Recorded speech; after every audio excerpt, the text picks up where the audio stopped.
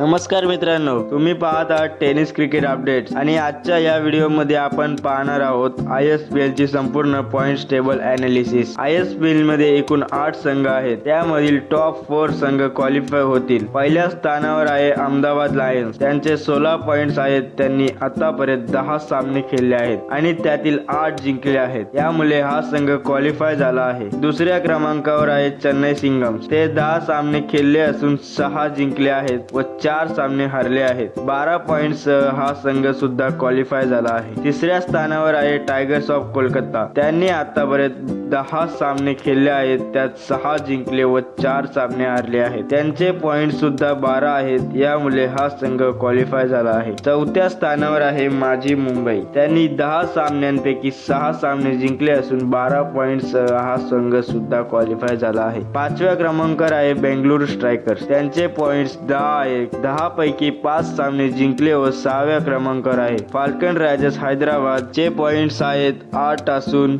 हे दोन्ही संघ स्पर्धेच्या बाहेर पडले आहेत। 7व्या क्रमांकावर दिल्ली सुपर हिरोज व 8व्या क्रमांकावर श्रीनगर के वीर आहेत।